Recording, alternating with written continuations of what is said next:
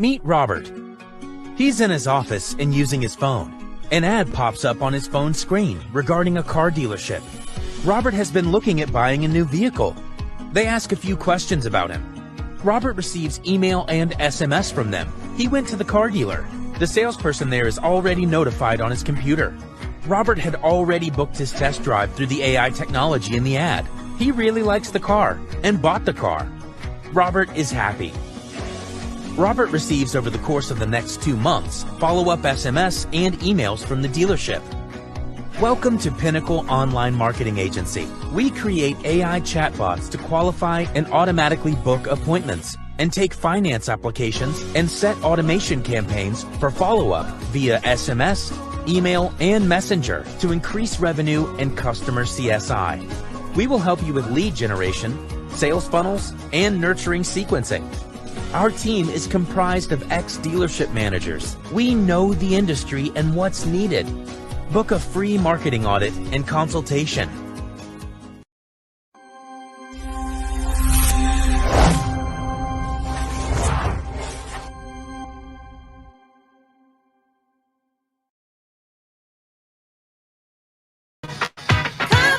Welcome to another episode of the Automotive Architect Sales Podcast. I am your host, Ron Garverick.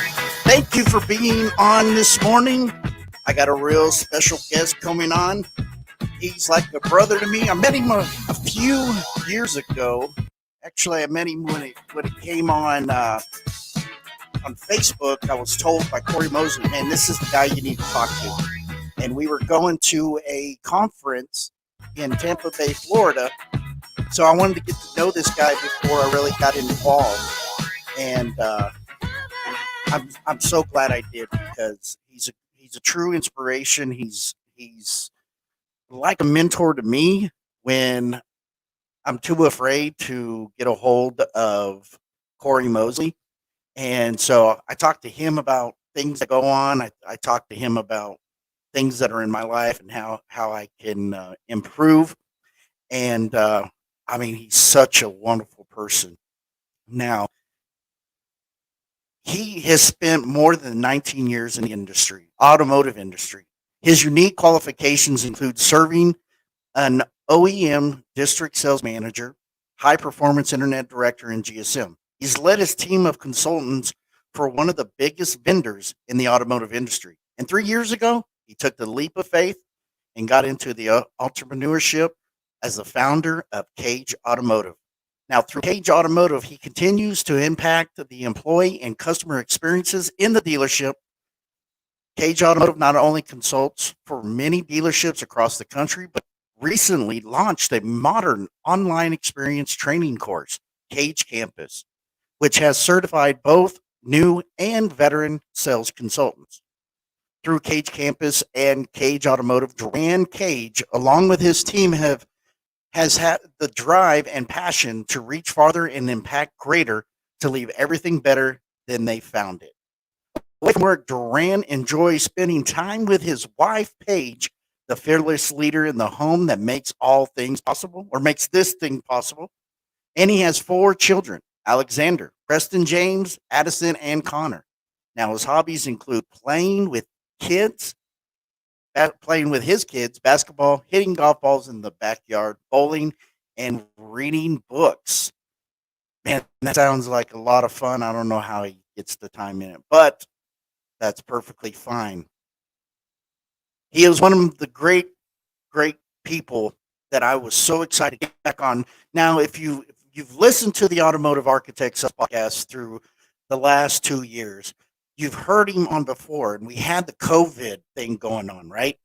COVID was coming. We were talking about how were we going to get involved and get things changed because of COVID. And things have changed since COVID, and it's changed for the better, but now it's time to grow even further. And in his business, he has grown. And I'm proud to say that he's going to be on the show. We're going to take a quick break. We'll be back after these moments. Before, we'd always be late and on empty. Now we're just late. Kids? Before, no one used to listen to me. Hello, ID? I'm cold. Before, we couldn't take in the sweet sounds of nature. Seriously. Before it can change the world, it has to change yours. The all-new, all-electric Volkswagen ID4. You're listening to the #1 automotive sales podcast, the Automotive Architect Sales Podcast with Ron Garvey. I walked into his office to quit car sales, and I walked out with a plan that made me a master salesman and a much better provider. The #1 automotive sales podcast, broadcasting around the world. 100% positive mindset on making over $100K a year. You want to make more money and close more car deals while keeping a positive mindset. This is the show for you. Broadcasting around the world. This is the Automotive Architect Sales Podcast with Ron Garverick.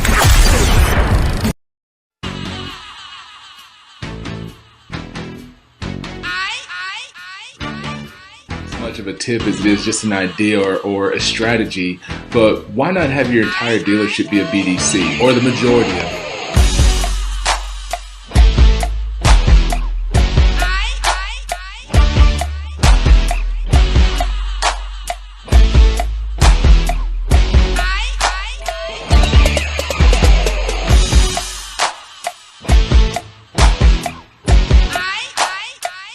Durran with Cage Automotive. So I hope everybody's doing well. So this message today is called Bulletproof Mindset.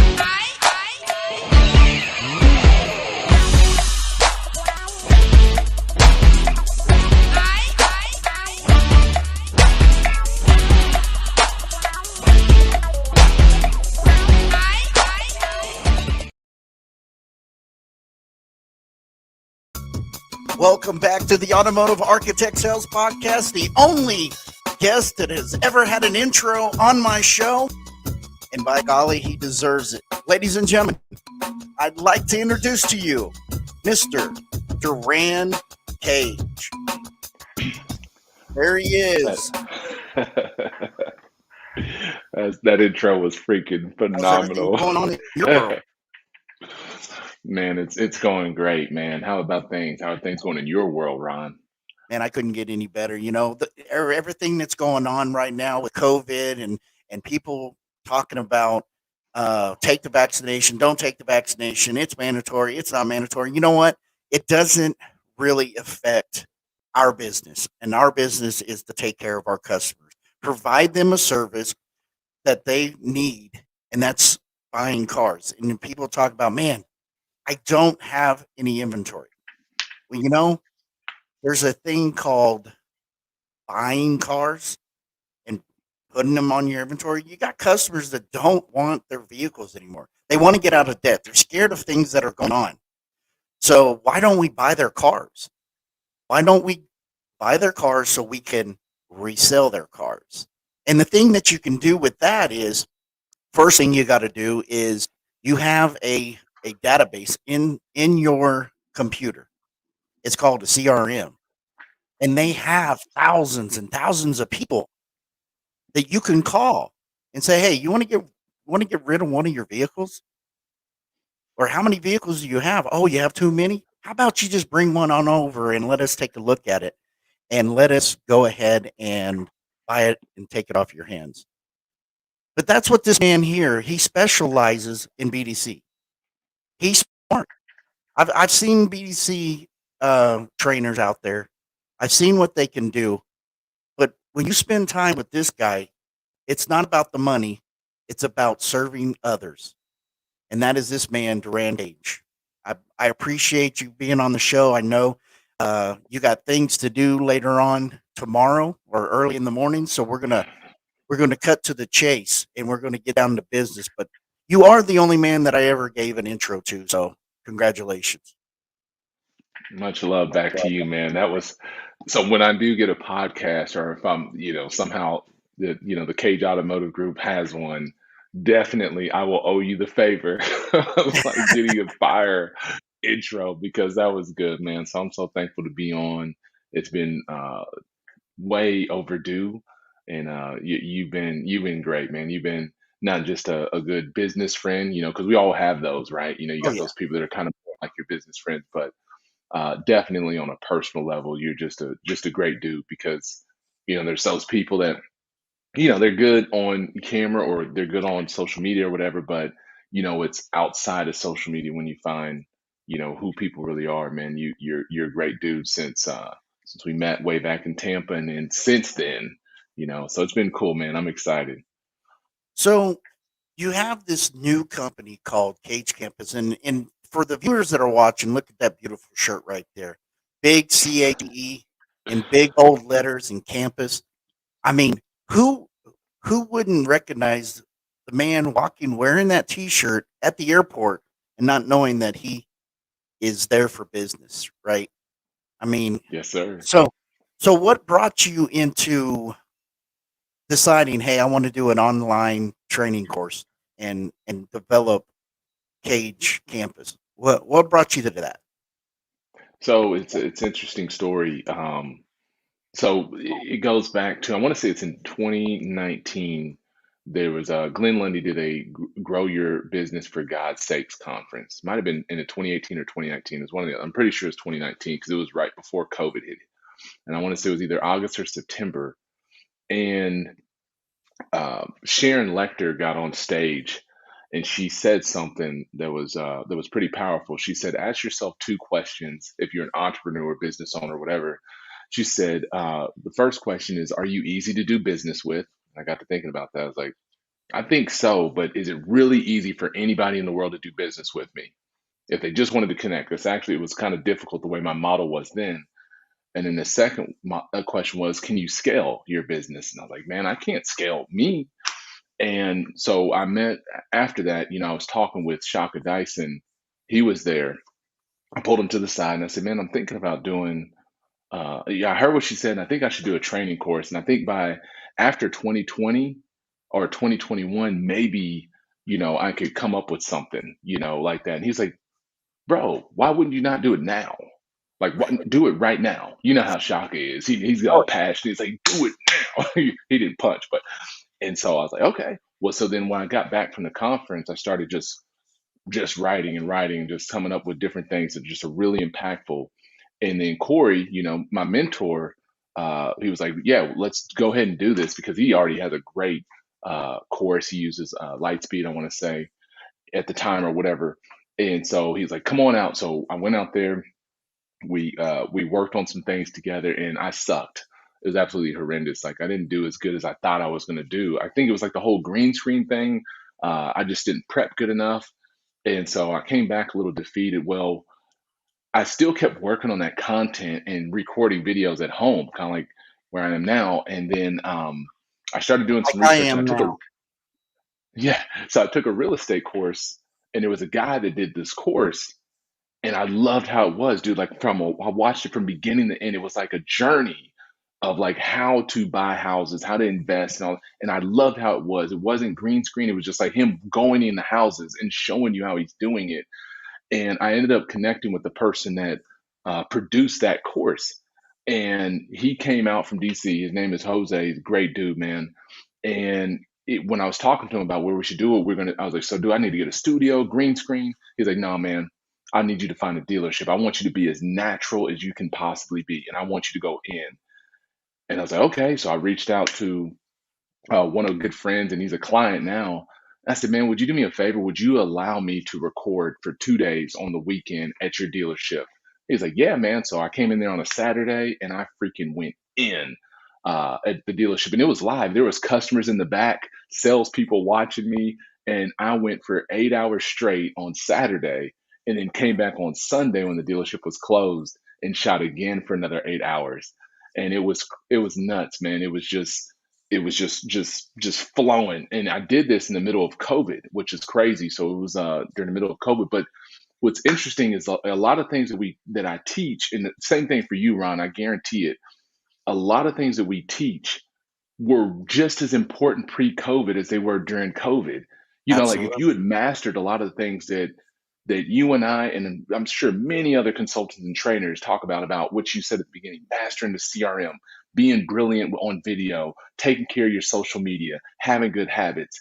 if you were doing all that stuff before COVID, you crushed it during COVID. And so it was easy for me to get on camera. I didn't sit on camera and talk about it. It's COVID now, you need to do this. I'm like, man, this is what you should have been doing all along, because I was doing this way back when.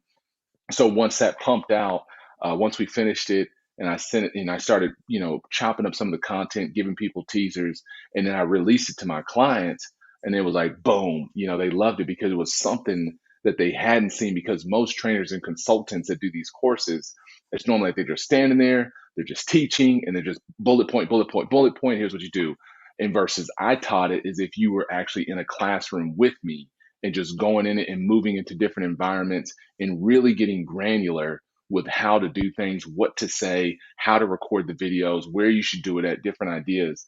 And so that's where the Cage Campus. So I did it so that if, say, some store in who knows where, Alaska, said that, man, we don't know if we can get you out here to us, but how can we connect with you? How can we train?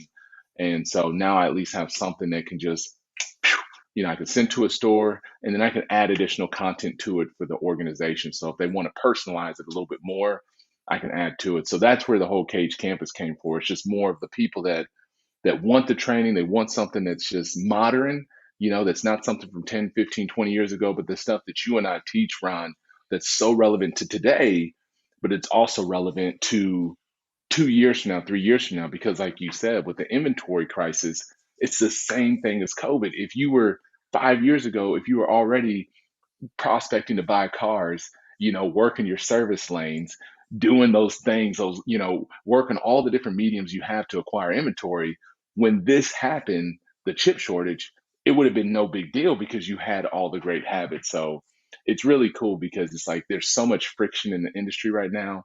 But if you're doing those basic things, it's not all the extra stuff, but just doing the basic things that make dealerships very successful, and you do them every single day, no matter what happens in our industry, you're going to win. And the funny thing is, the stuff that is going on right now, the chip shortage, the COVID when it first started, COVID, the chip shortage, the inventory, we should be prepared for this. And it's funny because I've talked to dealerships where before they were just buying their customers, they were uh, losing 1,000, 1,500, $2,000 on new cars. And I was telling them, I was like, you sell the same amount of cars and make more gross. You don't have to buy your customer. If you're selling the value of the vehicle and selling yourself as a salesperson, you can make money. And now, they're like, no, no, no, we got to sell cars. We got to hit that number. We got to hit that number. And now they're doing what I was saying that needed to be done. They're not they're not using incentives and rebates because there isn't any, and they're selling the car at MSRP, and people are not complaining. Customers are not complaining, saying, "Oh, can you do a little bit better than that?" No, they're like, "It is what it is." So when everything starts picking back up, why should we be giving rebates? Why should we be selling or giving away incentives? That's just our money we're giving away. That's the money that the dealership or the manufacturers keep letting us keep. We don't have to give it away. So if we change the mindset, when everything goes back to normal, everybody's going to make so much more money. We're not going to Yeah. sell less cars because there's some dealerships, and Street Volkswagen of Amarillo is one of them. They're still hitting 100 new cars a month. They're selling them at MSRP, and they're making huge money. So why can't we do this continuously after this chip shortage and inventory shortage is over? And it's the mindset that we don't have to give away cars. And what's important, you said something about it, is customers want videos. Customers love to see videos. People are saying, "Well, I don't like to be in front of a camera." Well, what's the difference of being in front of a camera than in being in front of a live customer? By Yeah. doing a video, if you don't like what you said, you can edit it or you can re-record it and send it to the customer. There's some customers that don't want to come to the dealership. They want you to come to them, but they want to see the car first. They want to be able to to see if it has a scratch. They want to see what the interior looks like. And with the CRM now, where you can email or text um, numbers, you're making it easy. I mean, people are like, "Oh, Carvana is kicking our butt." You know what? They're not kicking our butt, because one thing that's missing between us and Carvana is the experience that we give the customer. Talk about customers is we got a sponsored Dealer Elite, the most recognized automotive social network in the world. Sign up today Yep. and engage with the best and brightest in the industry. So, I mean, it's so crazy how we're making excuses, but there's some dealerships out there that are making results. Why is the CRM important now more than ever? Shoot, because I think you said it. It was in what we talked about before about minding your business. That's such a it's such a beautiful line, man, because it really is, because there's so many distractions right now. But that CRM is, okay, we need to sell more cars. Okay, let's talk about that. How do we sell more cars? Well, you can mind your business and you've got customers right there, your loyal customers. Some of these people are doing service. They're coming in repeatedly. Some of them have bought three, four, five cars. Those are the people that you need to lean on. And then on the flip side, if we're looking to acquire inventory, how easy is it literally to find 20, 30, 40 people a day that bought a car 2, 3, 4 years from now that probably now have some equity, or either the ones that I love to help, because it's like helping is somebody that's paying that 10, 12, 15, 20% money because life got rough 3 or 4 years ago, but now they're that customer that's built some equity up. They've been paying it down. They've made some great habits. Life's going good for them because most people are making more money now than they were 3 or 4 years ago. So why in the world will we not reach out to them and ask them if they would consider upgrading and possibly even lowering their monthly payment? And I tell you, one of the reasons why, Ron, that you see it not happening enough, because if you weren't doing these things where you're maintaining your relationship, which to me, out of that CRM, the R is the most important part, relationship. Because customer is cool, management is great, but if you don't have the relationship, the things that I'm talking about, you're going to tell me right now it's bull crap. You can't call people from 3 years ago because you didn't focus on the relationship, because you sold them 3 or 4 years ago and you did what the average salesperson does, which is follow up 1.5 times after a sold car is done and just ask them to get the survey. But if you maintain that relationship, you can do it. So if it's somebody that hasn't been maintaining a relationship, say you're a new person, you're a green pea, and you're like, I can't do that. I didn't sell them a car 3 years ago. You can still build relationships with people that bought from that dealership just by nurturing it. Don't call somebody and say, hey, we need inventory. Would you trade it? Just talk to them. Just say, man, I noticed that nobody here from the dealership has been connecting with you. And I'm sorry about that, but I wanted to connect with you and just see how's your vehicle doing and just have general conversation. Then it might be month 3, month 6, 9 months from now. Then that relationship now turns into business. But a lot of us, we're so caught up on instant gratification, because I've been there in the automotive industry, that we don't want to do a lot of the little things within that CRM that are going to give us big results in the future. We want to go into the CRM tomorrow, Ron, and we want to be able to call on everybody and get all our business, but we don't want to do it on a consistent basis to get the results. But long answer to your short question, CRM, just focus in on the R, relationship, with every internet lead that comes in there, every phone up that comes in there, walk-in service. Focus on building a relationship first, and then you'll get your business second. And it goes back decades ago. Decades ago, it was revenue over relationships. Yeah. And then it changed because they were dealers were making lots of money, but they weren't seeing their customers come back, or the customers were so upside down that, and I'm talking when cars were at 14.9%, where you had to handwrite everything and then fax it through. And then they focused on, man, we need our customers to come back. What do we do? Then they came with relationships over revenue. And then they would build in relationships with their customers, but then they weren't they had to continue buying their customers to buy cars from them because in the past they took advantage of them. That's where the revenue over relationships came in. That they had to cheap sell their cars, make no money to build relationships with these customers. And now with what's going on today, it's relationships with revenue. I'm not talking about knocking their heads off, but I'm talking about selling the numbers, the law of average. The more people you see, the more money you make. And that's Yes. how, that in translation into the car industry, the more cars you sell, the more money you make, but you don't have to give the car away. Two. Pure gold right there, man. And that will, I feel like it's going to be like that for a long time because it's not over. It's almost like the R eventually will get replaced and we're going to call it customer experience management, because first the relationship. So first it was revenue, now it's relationship. But then next, it's like the relationship isn't going to be enough. It's going to be relationship and the experience that gets delivered, meaning the flexibility that we offer our customers and being prepared to sell them the way that they want to sell or they want to purchase the way that they want to purchase.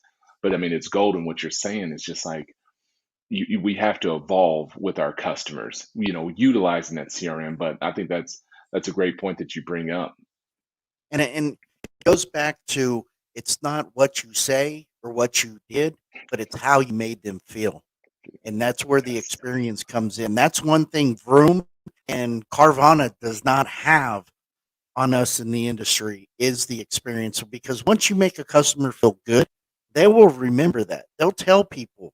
I've seen customers come into the dealership and they're like, "Hey, I brought my sister in law in. She's ready for a car. Hey, I brought my best friend in. She said she was looking for a car." They may have never thought of that product. They may have never thought about buying a Volkswagen, but it's how you made her sister feel or her best friend feel. They're coming in because they want that experience because they don't believe that you can get a great experience at a car dealership. I mean, that's worse than going to the dentist and getting a root canal.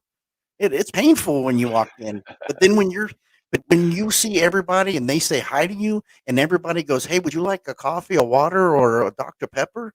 And they're like, "No, no, no, I'm fine." And then the next person comes by, "Hey, do you want a coffee, water, or a Dr. Pepper, a bag of chips?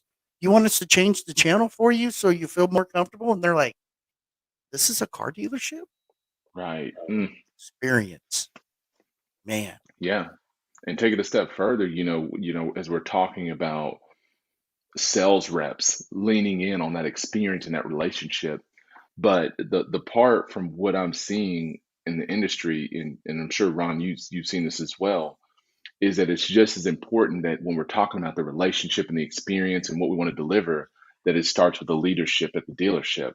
Because with the clients that I have, the ones that thrive versus the ones that just get the average results, it comes down to the leaderships at the dealership that buy into that. So it's like we're talking about the experience and the relationship that the salespeople need to have, but we also need to be talking about what's the experience and the relationship that the leadership needs to have. Like, what does their process look like when it's an online shopper, a phone up, or a walk in? What is it that they're doing to make sure that the experience, because that's really to me where it levels up. It's like, you go to that nice restaurant and whatever place it is, and you have your waiter, right, your waitress, whoever, but there's just something to it when that chef that comes from the back, or the Exactly. person that whatever title they want to give themselves, comes out, says, "Hey Ron, how's my team doing? How's my server? Are they taking care of you? Can I get you any more water? Can I get you any, you know what I mean?" And you talked about that with the snacks and stuff like that, but it's that reinforcement from the top. That's the thing that I think that separates that average store to the phenomenal store, is what is it that that leadership is doing? Because it does no good if the managers are saying, or the leaders are saying, we better give the experience, we better do the CRM. But if the managers and the leaders aren't doing the CRM and they're not doing those little things, then that's why the people on the ground floor are not going to do it, because they're like, if it's not important to the managers or the leaders, why would I do it? And it's just like children. I think about my kids. I have to be careful because I can't tell them to do something and then they Right. see me and I'm not doing it either. So I think that's important as we're on that topic. It's just like, yes, experience is important, relationships important, CRM is important, but it's most important that your leaders buy in on that as well to make sure that the whole store has that culture. Exactly. And that means desk managers, get away from your desk, go out and meet your customers. Thank them for coming in, shake their hand, build a rapport with them, because I've seen some customers that will go around the salesman and go straight to the desk manager because he's built that relationship with them. And then they Yep. want you to go show them the car, and you're like, no, Christian can show you the car. He'll take good care of you. And they're like, but you're my guy. You're the one I trust. You're the one that Mhm. asked me about my kids and asked me, about my experience and everything. But it is so true. You have to lead from the front, and people will follow. And then once you lead, those followers will become leaders also. And then it's just a recurring effect. And that's one thing that I see that you're doing. I watch your videos on Facebook, and I watch how you lead your children, and some of that green stuff that you try to get them to drink, man. I don't even know about that, but but they look up they look up to you. I mean, you're a great leader, not just in your profession or in your personal life, but in your professional life. And people will follow you. They'll follow you on Facebook, LinkedIn, anywhere, because they want more of what you have to give, because in all around you're such a great guy, and you're a true No, leader, and you're an inspiration for everybody. When I mention Duran Cage, you can ask my guys whenever you meet them. I know they'll tell you, man, if this man will stop talking about you, I'll be happy, because I'm like, man, you got to do what Duran Cage does. You got to do this, man. He's so good on the BDC. He's a great trainer. He'll teach you how to follow up. He'll teach you how to do this, and they'll look at me and go, you know what you do? Nah, but Duran exactly. Cage, man. And yeah, I know how to do BDC training, but I like when I listen to what you have to say on Facebook. I love to whatever I'm doing in my day. If I'm desking a deal and I'm on Facebook and I see a Duran Cage video, I stop, I hit play, I turn the volume up, and I watch it. Why? Because you can always be learning. Something Mhm. that he says can trigger me to go, man, why didn't I think of that? And then I reword it in my own language, because I'm not as smart as Duran, but I'll Mhm. put it in my own language so people can understand me. And it's just a great thing, and I just want to tell you that you're such a great trainer, a great person, and you have a lot to share with people. And I know I got a short time with you, because you have such a busy schedule, and you have to get some of your night sleep or whatever. I don't even know what sleep Oh, is there's no anymore. sleep. It's a nap. We don't sleep here. It's naps. But I did traveling. I went to Dallas and did some training, and I went to Digital Dealer, did some training uh, down there, and it gets exhausting. And for a man with dark hair, you must dye your hair, because I got gray everywhere, and I don't see a lick of gray on you. So you're doing something right with your naps. It's coming. The gray's coming, man. No, I just, like I told you, I try to get as much balance as I can, but there is no balance, man. Like when people ask about that question, how do you balance it? And I tell my wife that there is no balance. It's just sometimes you have to grind an insane amount, and then sometimes you just don't have to grind as hard because there's like equity in your grind. Like you've done a lot of things, and I always talk about we did it in school, man. Like if you either went to college or high school, there was times that you had to freaking grind to pass. Like I wasn't the smartest guy. You say I'm smarter than you. I doubt that, dude. It took me 5 times to pass my ACT, and but you had to grind because you had a big vocabulary test. You had something, and it's amazing that we'll spend 2 o'clock in the morning, cramming for a test. But when's the last time people have crammed for themselves?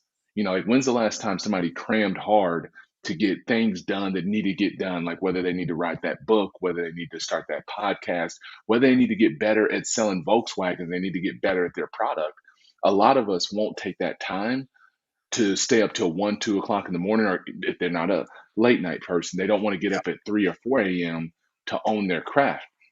And so that's a lot of the stuff that I work on is just like I take that mentality. Like if I was willing to do that in school to get a freaking B or a C, why in the world would I not do it to maybe make 10 grand, 20 grand, 50 grand, 100 grand, or $1 million for my business? But I do want to say two things. Thank you for the compliment. When you talk about my kids, I was taking notes. See, I take notes from you too, Ron. And you're talking about, my kids looking up to me. But what I do with my kids, and I'm sure you do this with your team and your kids, is like you teach them through your mistakes. So I don't teach them as a father about everything that I do excellent and I'm this and that. What I do is I talk about my common pitfalls, things where I've fallen short, where I've lied, I stole, whatever I did, and try to tell them about. I don't want you to go through that experience and experience the consequences that I've had to do, even in my recent years in life. Like, don't do it, like just, and same thing when I teach, when I'm training, and I'm sure you do this too, Ron, is like you teach people out of the pain that you went through because you want them to avoid that pain Yeah. and show them how they can get that shortcut to success. And then the other note I took from you in my little, well, nobody can see it, but what you said, man, it's just like, man, you said it used to be ABC, right? Always be closing, but I love what you said and I wrote it down. This is gonna be my sticky note. We're gonna put it on my computer. Always be learning. So I've had two people tell me this, from a mentor, Corey, to another guy I talked to, Kyle. And then recently I was just in a training yesterday where somebody actually trained me. So it felt cool, where it was a gentleman that works with, he did 20 years working in broadcasting and worked with NBC and CNN. And he was a master at people delivering on camera, like what to say, what not to say, your pace, your content. And he said that he just talked to me yesterday. He said, one thing, Durran, I'm gonna leave you with this. He's like, just make sure no matter what, that every single day you spend some time working on your craft. He's like, you always need to be learning. He said, you always have to keep studying. Because he said, if you don't, he said, that's gonna separate you from being good and being great. And it's like, I guess it's the powers that be, God or whatever is talking, because I guess I'm not studying enough. Because after that, it helped me a lot. And then here I am with you, and you just said, always be learning. So maybe it's a message for somebody that's listening to this. If you're stuck, or if you're not stuck, if you're killing it and you still want to take it to another level, what Ron just said that was pure gold is just always be learning and just freaking own your craft and just get better, whether it be in the automotive industry or outside of it. But if you're in the automotive industry, there's so many ways to own your craft and just always be learning. So thank you for all those nuggets, Ron. But you crushed it with that. So you've got a new sticky note that says Yes. Ron on there. Always be learning. Always learning. Like you said, ABC always be closing. It's more powerful if you're learning, and that's why when I say when your video pops up, man, I'm going to learn something, and I learn it from you with Shaka, Glenn Lundy, Damian Boudreaux, Tim Kentz. It doesn't matter, because what you see can make you better the following day, and it's so powerful. My friend, I want to say happy Thanksgiving to you and your family. I want to tell you how everything that you've done in my life has made me better just for being my friend, and I will always cherish that. And I mean, when I get down, when I get doubtful, when I have any doubts, I'll shoot you a message, and you always give me an inspiration. And it's knowing that you have somebody that has your back, and I mean, I have your back, and I always support you, and always will. But it's just knowing that when I'm down and I'm having a bad day, and I shoot you a text when you're not super busy or flying or in training, I know I'll get a message back and say, "Dude, you got it. Don't worry about anything. You're Ron." And so I just want to say thank you. Happy Thanksgiving. And if I don't talk to you from now till Christmas, Merry Christmas. and you're a great guy, man. Man, thank you so much. You got me a little choked up there, but thank you, Ron. Appreciate it, man.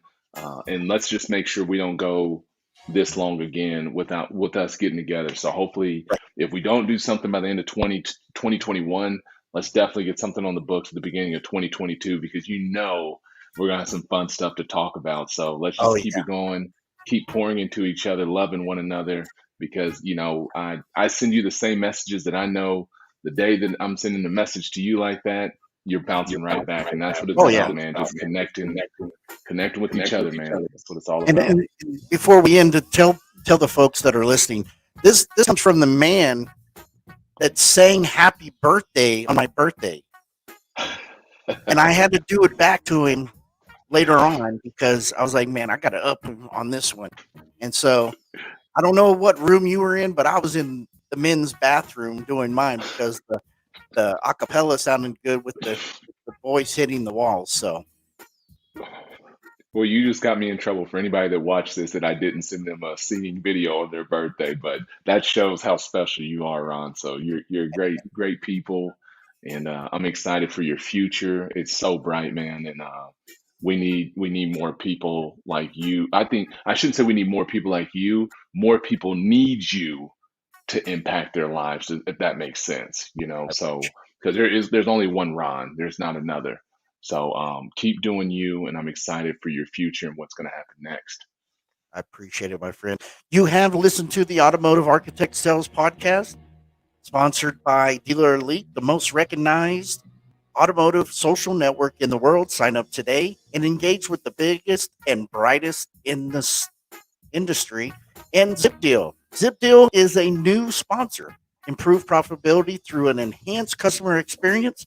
ZipDeal's delivery system streamlines the post-sale pre-F&I delivery experience by unifying critical touch points that drive satisfaction and profitability. And Street Volkswagen of Amarillo is a sponsor.